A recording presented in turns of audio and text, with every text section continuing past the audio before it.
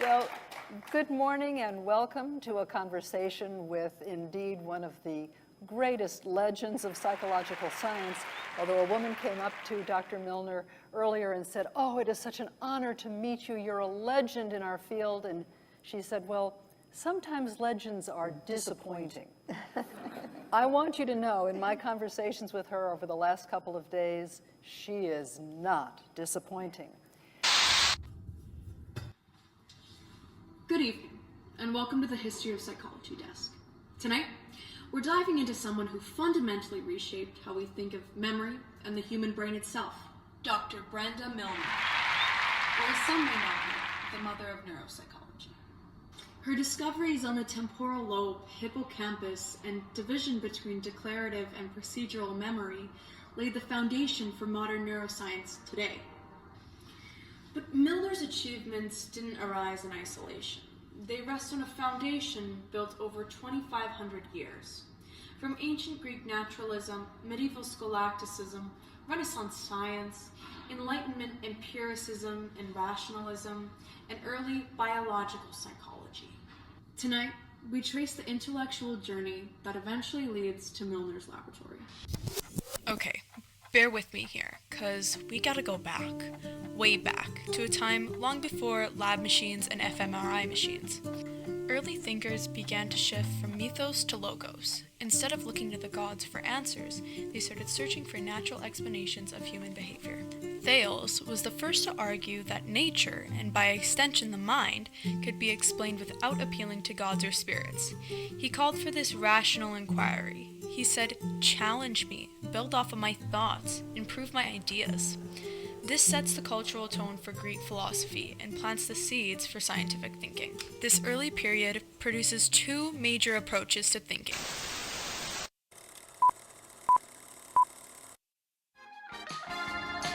Rationalism, represented by the Pythagoreans, who argued that reality, including the mind, follows mathematical and orderly laws. Kind of sounds like Newton. These ideas foreshadow later assumptions in cognitive neuroscience that mental processes follow predictable rules.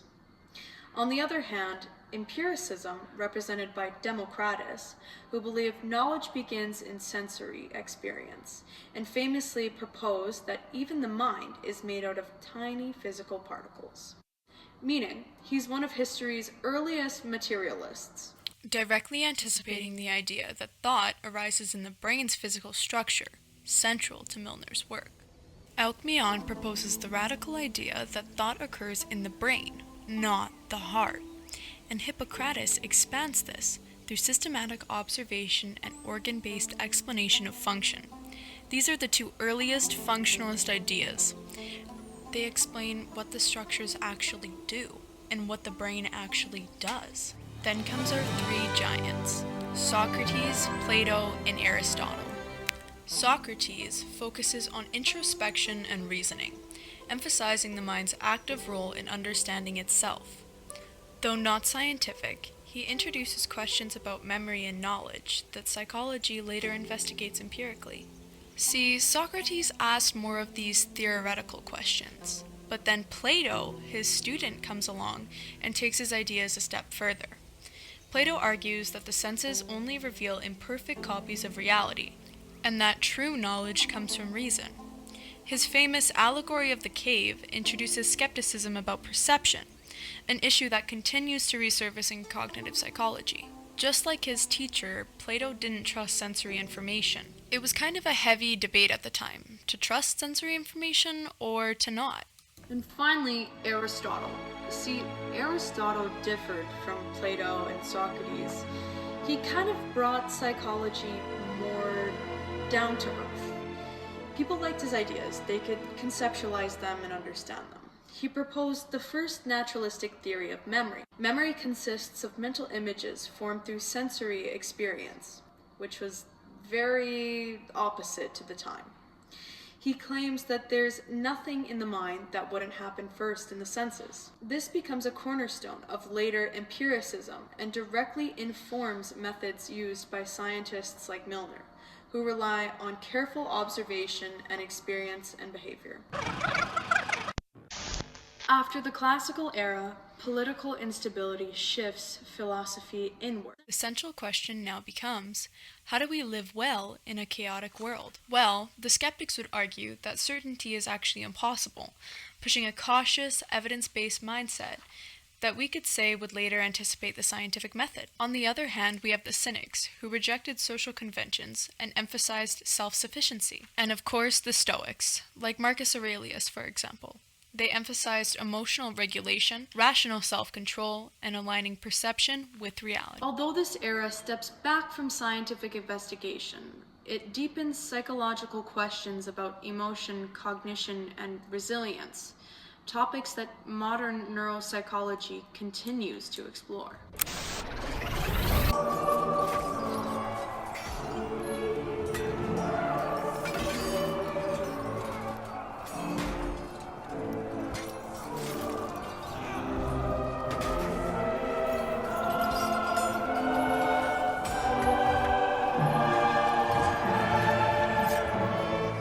In the Middle Ages, scientific inquiry slows, as Christian theology dominates education and public life. But important work still continues, especially outside of Europe. The Islamic scholar Avansia preserves and expands Aristotle's ideas, developing early theories of perception, memory, and internal mental processes. Later, Thomas Aquinas integrates Aristotle with Christian thought, arguing that humans gain knowledge through sensory experience, reason, and observation. Though constrained by religious authority, scholasticism keeps reason alive. By the 14 and 1500s, Europe experiences dramatic cultural renewal. Rediscovered manuscripts, increased literacy, and Gutenberg's printing press enabled widespread scientific curiosity. This era births the scientific revolution.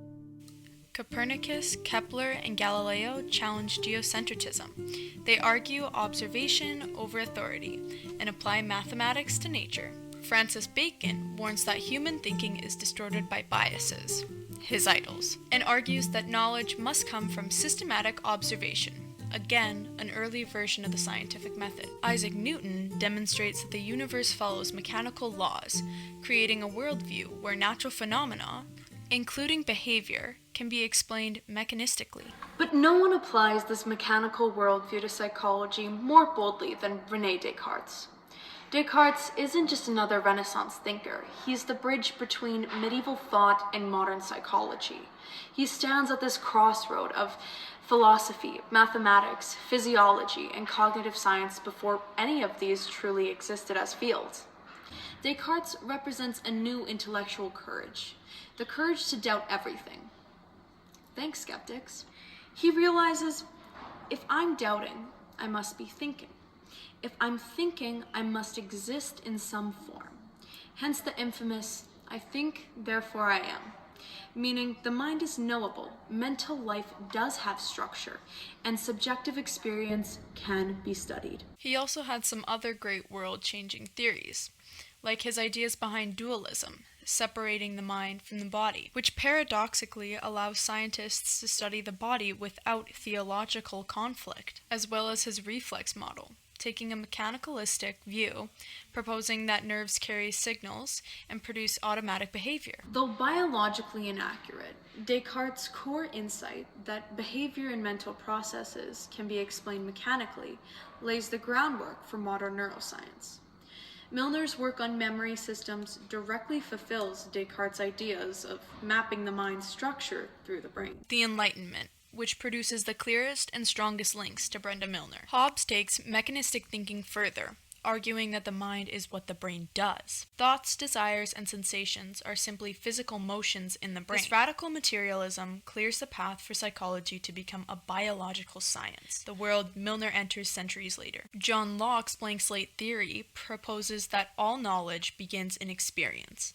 His emphasis on sensation and reflection anticipates empirical research on learning and memory. Milner's work shows how experience is encoded. Different brain systems store different kinds of memories. Berkeley argues that we perceive ideas, not physical objects.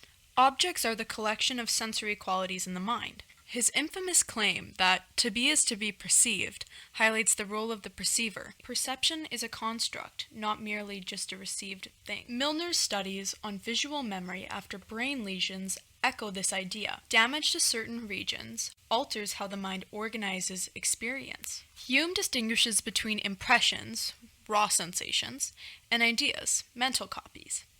This maps almost perfectly into modern distinctions between perception and memory. Milner's patients, including HM, show intact impressions but impaired ability to form long-term ideas, exactly the dissociation Hume predicted. David Hartley links psychological associations to physiological processes, proposing a bridge between the mind and the brain. Alexander Bain was the first true physiological psychologist.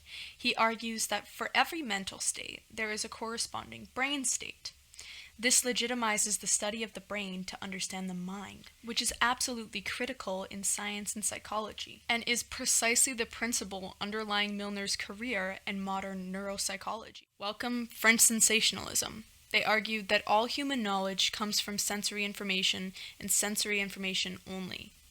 So no innate ideas. The mind is only shaped by sensation and reflection. Thinkers like Étienne Benoît de Condillac argued that all mental life originates in sensation. Also, complex ideas are a combination of simple sensory units. This strengthens the empirical, measurable approach to the mind and pushes psychology further towards scientific analysis. French philosopher Auguste Comte insisted that only observable, measurable phenomena counts as real knowledge. Psychology must study behavior and evidence, not speculation. Milner's entire methodology, experiments, lesion analysis, behavior testing, fits squarely within this positivist tradition. Spinoza rejects dualism and proposes monism. The mind and the body are two aspects of one system. This foreshadows modern neuroscience, which treats mental states as brain states. Milner's findings that hippocampal damage selectively impairs episodic memory directly supports this unified view. Gottfried Wilhelm Leibniz argues for innate mental structures and introduces the idea of unconscious processes through his petite perceptions. This influences many more psychologists down the road, and Milner's work demonstrates this concretely.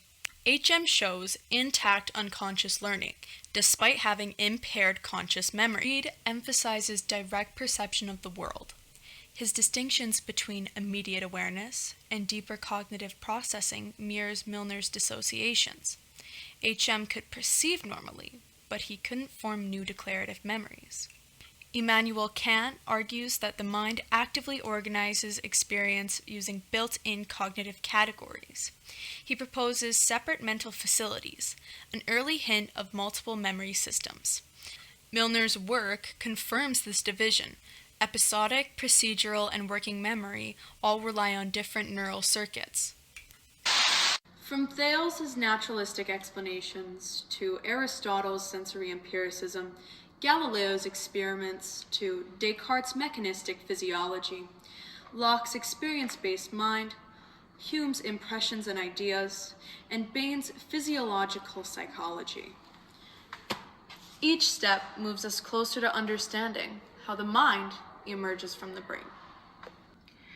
Brenda Milner stands at this culmination of all these histories and ideas. In her own work, she mainly reveals that memory is not some abstract speculation, but rather an actual biological process rooted in neural structures. Everything taken together, we can appreciate Milner's work a little bit more. We see centuries of science, empirical rationality, and philosophy all in her discoveries.